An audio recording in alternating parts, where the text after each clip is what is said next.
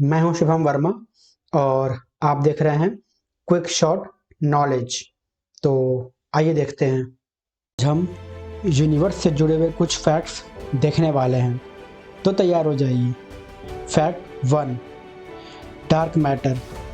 Dark matter जो हमारी Galaxy है या फिर जो हमारा सोलर सिस्टम है या फिर हम कह सकते हैं जो भी हमारे प्लैनेट्स हैं, स्टार है या फिर जो उनके मून्स हैं, ये इन सभी को एक साथ रखने का काम करता है।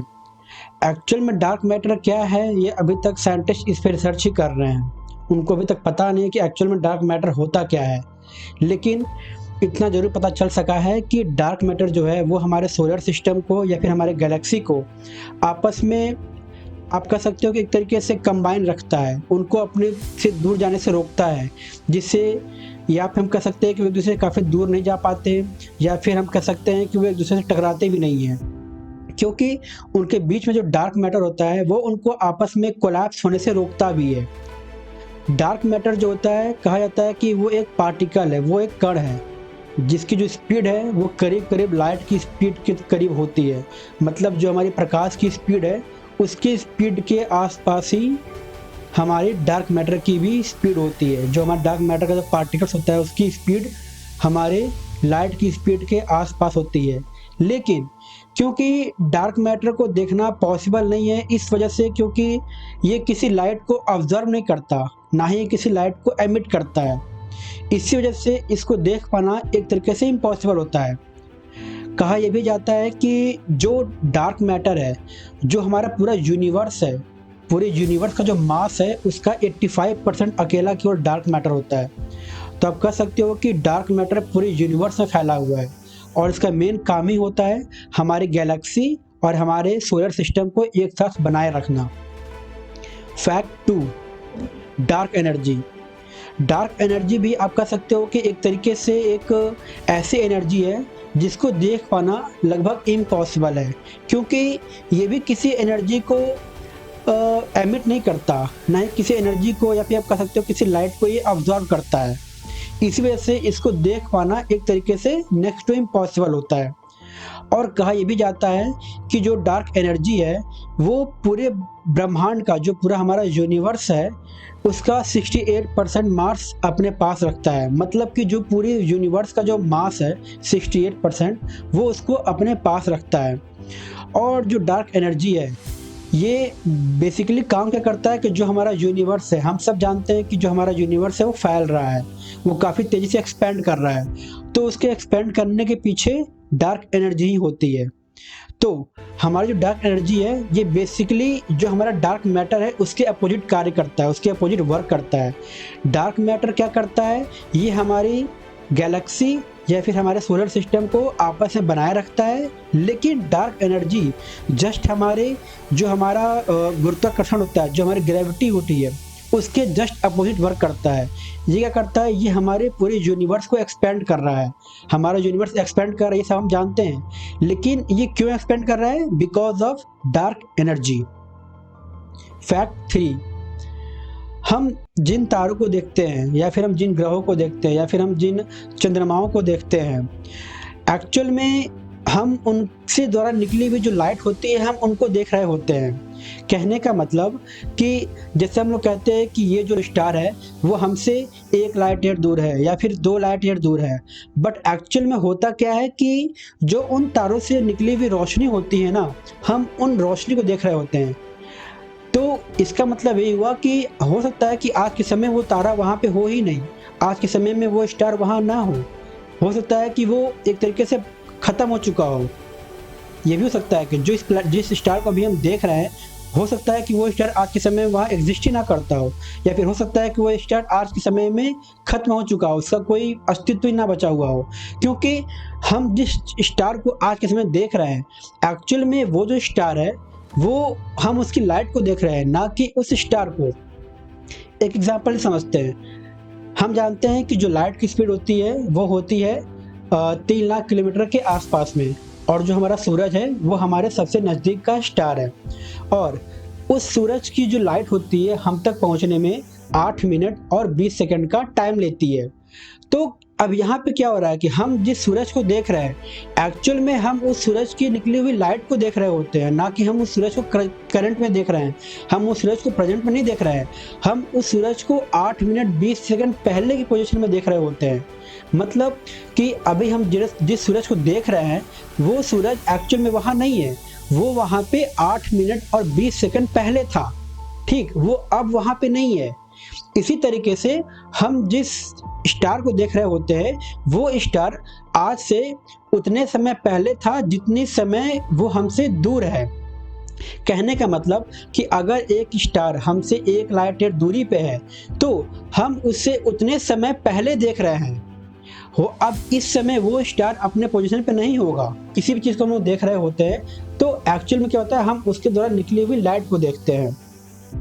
यहाँ पे कहने का मतलब ये हो रहा है कि हम प्रेजेंट में होते हुए भी हम पास्ट में चीज़ों को देख रहे हैं। फैक्ट 4, अक्सर जब सिग्नल की प्रॉब्लम होती है तो आपने कभी कभी नोटिस किया होगा कि आपके टीवी में या फिर पुराने समय में जो हम लोग रेडियो सुनते थे वहाँ पे कुछ खरखर की आवाज़ आया करती थी। आपकी जो स्क्रीन होती थी टीवी की वो वाइट ब्लैक एंड वाइट में हो जाती थी कुछ इस टाइप से, और आपको कुछ खरखर की आवाज़ सुनाई देती थी। तो ये जो खरखर की आवाज़ है ये एक्चुअल में क्या है, ये एक्चुअल में जो बिग बैंग हमारा जो हुआ था, बिग बैंग का जो 1% रेडिएशन होता है हम उसको तब देख रहे होते हैं जब हमारे किसी टीवी या फिर रेडियो में कुछ सिग्नल का प्रॉब्लम होता है। कहने का मतलब कि जो हमारे सिग्नल की वजह से टीवी या फिर रेडियो में कुछ प्रॉब्लम आता है तो हमको वहाँ उस समय जो खरखर की आवाज़ सुनाई देती है वो खरखर की आवाज़ वो जो बिग बैंग का जो इवेंट हुआ था उसमें जो 1% रेडिएशन था वही रेडिएशन हमको वहाँ पे एक खरखर की आवाज़ में सुनाई देता है। फैक्ट 5, अगर हम अपनी धरती से 20 करोड़ लाइट ईयर दूर जा करके एक ऐसा दूरबीन बना सके जिस दूरबीन के लेंस की चौड़ाई कम से कम 1 लाइट ईयर हो और उस दूरबीन की जो लंबाई है कम से कम 100 लाइट ईयर्स हो, और हम लोग ऐसा टेलीस्कोप बना सके और इस टेलीस्कोप से अगर हम लोग धरती की तरफ देखेंगे तो हमें अभी भी धरती पे डायनासोर नज़र आएंगे।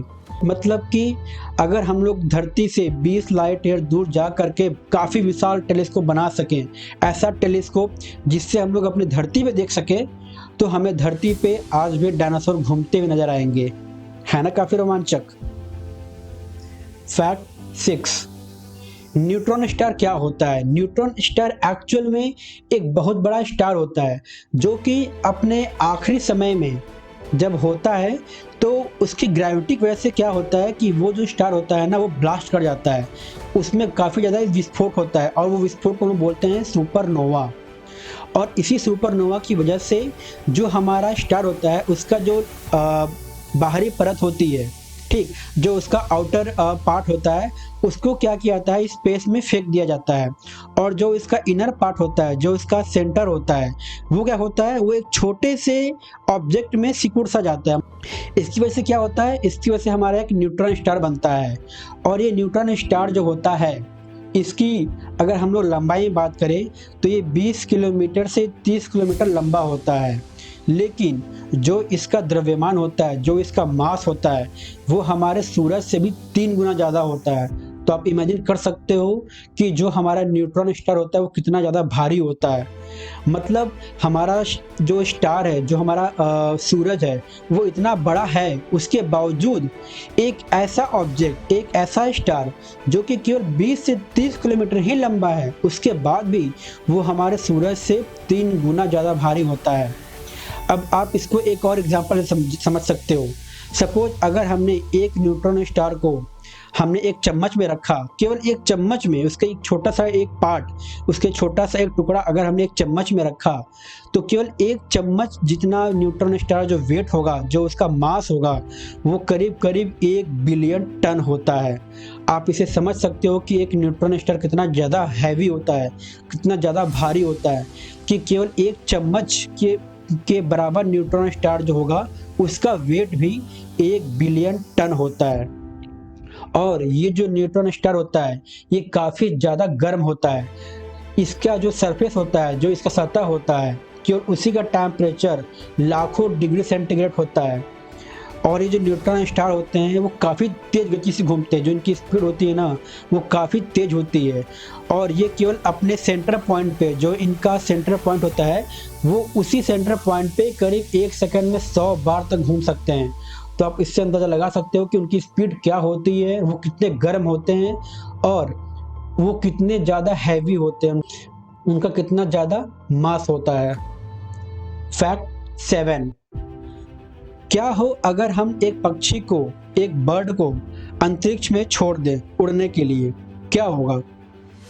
एक्चुअल में वो जो पक्षी है, वो जो बर्ड है, कुछ समय बाद उसकी डेथ हो सकती है। क्यों?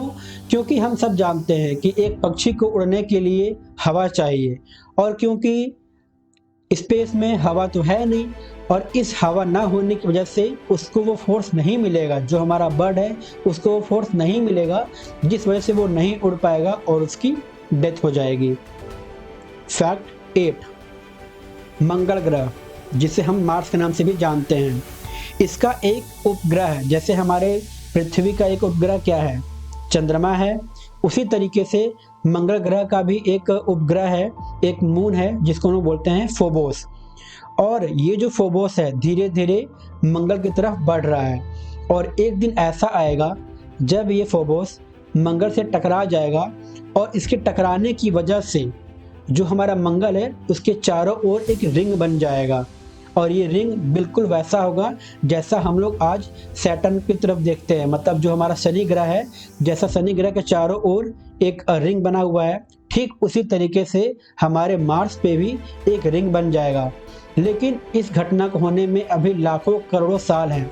लेकिन क्या खूबसूरत नज़ारा होगा वो, जब मार्स के पास भी अपना एक रिंग होगा और सैटर्न के पास भी अपना एक रिंग होगा, है ना अमेजिंग? तो इसी तरीके से और भी फैक्ट जानने के लिए आप हमारे चैनल को जरूर सब्सक्राइब कर लें, और आपको वीडियो कैसा लगा हमें नीचे कमेंट में ज़रूर बताएं।